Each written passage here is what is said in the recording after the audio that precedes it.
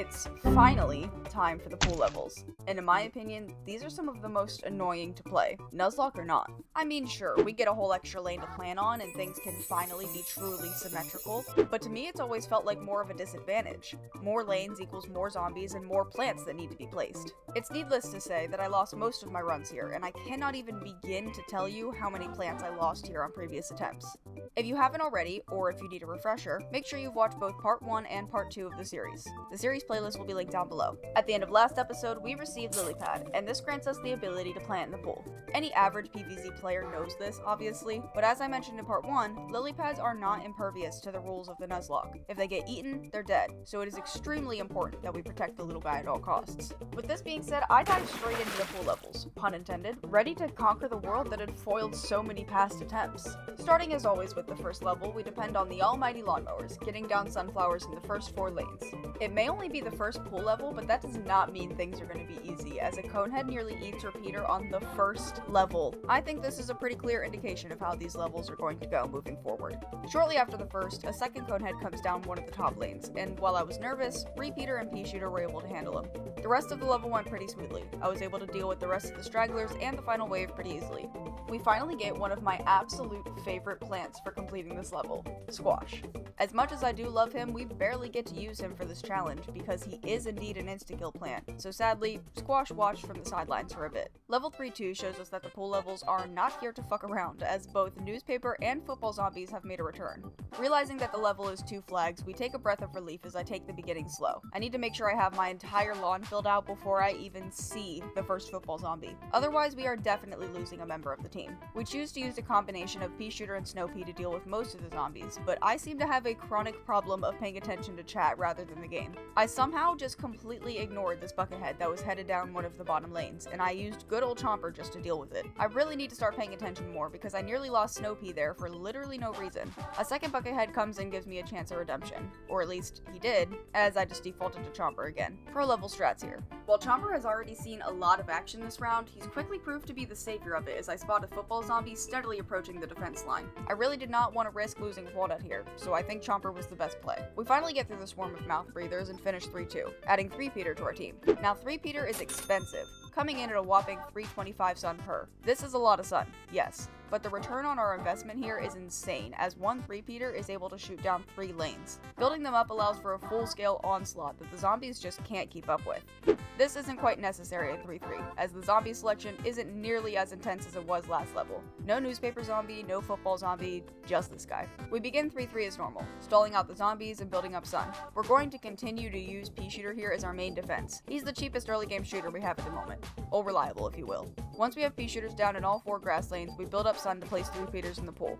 I'm convinced that the zombies in the pool lanes move faster, but I'm not actually sure if that's true. This is why in the pool levels you see me only using 1 sunflower per pool lane. The pool levels give us an extra lane, now totaling to 6 lanes. With the extra lane, we still get the same amount of sun production, even only placing 1 in the pool lanes, as we still total to 10 sunflowers. I placed 2 3-peaters on the now available slots, and this gives me that extra push I was looking for in the pool lanes. With the extra time and sun we have, we place down snow peas and some additional 3-peaters to assure our victory. I placed a second chomper purely for symmetry's sake, and we finished the level, acquiring Tangle Kelp. Continuing on to level 3-4, this level is where the difficulty of the challenge really comes into scope. While watching the footage back, I realized that here, right here, this level is what made me throw out the restart rule.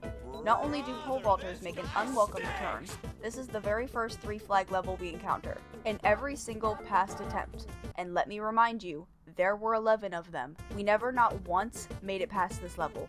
This was almost, if not always, where my runs would die. Maybe it's RNG, maybe I'm terrible, I don't know. All I do know is that I hate this damn level, and I hate pole vaulters. I struggled a lot on this level, so in honor of that, here are some of the collective best moments of all of my 3-4 attempts.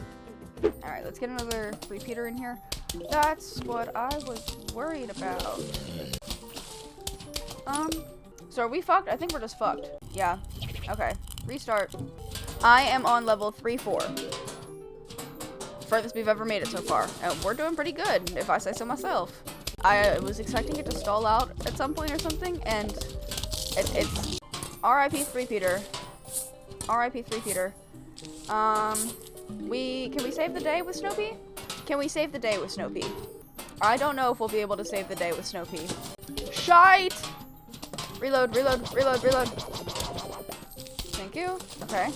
That's the problem, is these guys. Like, they just get my shit. And I know Tangela, I know, but Tangela's a one-time use, so it doesn't do shit anyway. Damn. Damn. Motherfuck. Motherfuck. That's it. That's the run. Like, no, I don't think you guys understand. That's the run. Like, that's the run. Are you serious? I have no idea what we did differently to complete level 3-4 when we did, but we used a combination of 3-peter, snow pea, pea shooter, and repeater. Really pulling out all the stops for this one. We somehow managed to get through the level without losing any plants, which had to have been a miracle sent by the PvZ gods themselves. We also finally get access to the shop, and while we don't buy anything quite yet, we do make sure to take note of the pool lawnmowers that are available. This brings us to the main minigame of the pool levels. Shrink-a-dink zombies? I'm not gonna lie, I don't love this minigame, and it's pretty easy to complete, Nuzlocke or not. So just like last episode, we're gonna skip it and move on. Focusing back on the challenge with 3-6, I have a mini heart attack as I see Zambonis on the right side of the lawn. I've never had a perfect strategy for these guys, and they've always made me nervous. Needless to say, I was not pumped about this level. We head in with Chomper as our main defense strat, planning to use him to quickly take out the Zambonis before they can do much. While I started the level intending to rely mostly on Snow Pea and 3-peter, things don't quite work out that way. A Conehead appears much earlier than I was prepared for, and this resulted in both Walnut and Chomper being placed to take him out. In general, there were a lot more Coneheads before the first wave than I was expecting, but we deal with it fine and we make it to the first wave. After most of the wave has already been defeated, a Zamboni barrels down the lane, leaving slick ice on its trail. While Chomper does deal with him fairly quickly, there was still more than enough ice for a bobsled team to spawn. I majorly fumbled this Walnut placement before just throwing down a 3-peter in panic. I definitely thought Chomper was gonna die here, but being the absolute beast that he is, he pulls through right at the last second. This gives us that push that we needed to get through the wave, and we start to prepare for the second and last wave. Chomper again takes out the Zamboni that spawns in the last wave, and this gives us the win, making it through 3-6 unscathed. Spikeweed is presented to us in return, and while Spikeweed is a fantastic plant, it functions a little weird when applied to Nuzlocke rules. Spikeweed does prolonged damage over time by zombies walking over top of it. This can kill zombies, but it's not an insta-kill, unless we're talking about Zambonis. A Spikeweed will instantly get rid of a Zamboni, but at the same time, once that happens, it'll disappear. So basically Spikeweed is fair game, and if he takes out a Zamboni, that's when/how he dies. Keeping this in mind, we proceed to 3-7, the second 3-flag level, and the zombie selection here is looking a little scary. We keep calm and start things off like normal, building up sun and taking things slowly. Literally. We handle the initial wave of zombies well, and get down as many plants on the field as our sun will allow. We use a Chomper to deal with the Zamboni from the second wave and demolish the bobsled team that follows soon after. With the amount of things shooting on the field right now, it's not much of a surprise we make it to the last wave fairly quickly. We deal with most of it fine, but these two zombies in the pool nearly ate Walnut. While Walnut survives this encounter, it was close. A little too close for comfort.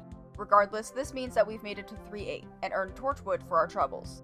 Making it to 3-8 without losing any plants admittedly had me on a little bit of a high. I was proud of myself to say the least. This high does not last long, as we head into 3-8 seeing dolphin zombies awaiting our arrival. In response to this, I decide to change up my strategy, choosing to utilize the new plant we'd just been given. Instead of the normal loadout, we bring Torchwood, 3-peter, repeater, and pea shooter. Full brute strength type of deal. We go into the level with our new strat in mind, planning to take the beginning even slower to build up even more sun. We use this sun to get defense on the lawn and 3-peters down in the pool as soon as possible. Doing so provides to have been a very smart decision, as once the first wave comes, a dolphin zombie is dashing down the pool. We use a walnut to rid him of the dolphin, and the 3-peters are enough to take him out from there. After the first wave, we start placing down torchwoods, and this is when things really start to pick up. I didn't think about it at the time, but using torchwood here could have been really bad. Because of the fire effect, using torchwood kills zombies much quicker, hence making the waves come faster. This in turn kind of undoes everything we do at the beginning to slow the waves down to build up sun. This in all actuality doesn't cause too much of an issue, and instead we actually almost lose Torchwood immediately to a dolphin zombie in the final wave. I couldn't even begin to tell you how close this was, but we're very lucky, that's for sure. The level doesn't last much longer, and I'm given Tall Nut, which definitely warranted celebration. And we got Tall Nut.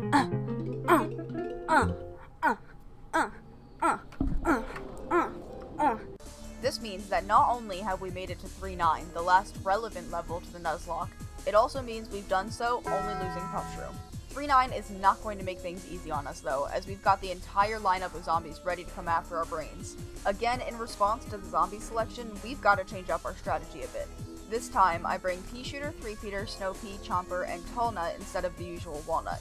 3-9 is yet another 3-flag level. These are becoming increasingly common, I'm noticing. I start off the level by placing Snow Peas and Pea Shooters down on the lawn. I choose to use a combination of 3-peater and Snow Pea in the pool, however, as an attempt to deal with any early dolphin zombies the game might throw at us. I'm glad I did so, as literally as soon as the first wave letters pop up on screen, I hear that ugly-ass dolphin screech and just have to prepare myself. I use a lily pad to make the zombie ditch the dolphin, and this made him lose enough speed where Snow Pea and 3-peater could take him out. Other than that, the first wave doesn't give us much of an issue. I start placing some tall nuts down, and while I definitely meant to place this one a row back, everything works out in the end. You'll see. Speaking of Tall Nut is great. We love Tall Nut, and the reason for that is not only does he outright deny dolphin zombies, he also denies our longtime arch nemesis, the pole vaulter. The second wave proves to be a little bit more troublesome, as a Zomboni spawns in the top section of the lawn. I use Chomper here like usual, but this doesn't exactly bode well for the rest of the level. Soon after, another Zamboni spawns, and somehow both the recharge was done and I had enough sun for another Chomper. And get this, you'll never guess, not one, but two Zambonis spawn before the final wave. The first spawns in the row with the fuck tall nut placement. Placing the Chomper right in front of the walnut still works out perfectly, and we stick another Snow Pea behind the tall nut to make sure the zombies in that lane are slowed. The second comes in a lane with the Chomper already placed, luckily, so everything works out in the end, but like goddamn, can I have a moment to breathe? Please? I place a Chomper in the last row that doesn't have one as the final wave arrives. This proves to be basically useless, as I end up having to place a second Chomper in front of the first one on the lane below because of the Zomboni. Chomper was not going to finish his meal in time, and I was not going to let him get run over. This single-handedly gives us the victory on 3-9, yet again not having lost a single plant. This brings us to level 310, which, as we've previously discussed, doesn't count for the Nuzlocke. Same as last episode, we're just gonna skip it, but this means that we've completed the pool levels for the challenge and are ready to move on to Fog. With this being said, here's a quick peek at our roster recap. Puffshroom is still the only dead plant, for now, but anything grayed out is something we haven't obtained yet or will not be obtaining.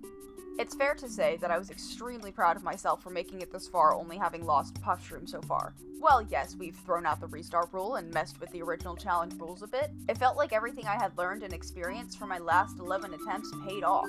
Yes, I still make stupid mistakes, but I felt somewhat confident in my ability to complete this challenge, or at the very least, make it pretty damn far. Not to mention that I think when I re-attempt this challenge with the original rules in place, I'll be able to do much better than my first go-around. This is me asking you to subscribe. Please. I also have a Twitch that I stream on when I can. We've been playing some Dead by Daylight over there recently, so feel free to check that out. There's also a Discord server you can join to get updates about future uploads, streams, and we've got a great community over there, so come say hi and hang out if you'd like. With all of my plugs out of the way, I hope you'll return for part 4, the Fog. I'll try to have it out soon, and not leave you guys with such a large gap in between again. I also do have more content planned. I have some trophy and achievement hunting videos I'm working on, as well as some just silly goofy stuff. I hope you'll tune into my other content that isn't PvZ related. Thanks for watching and have a good one.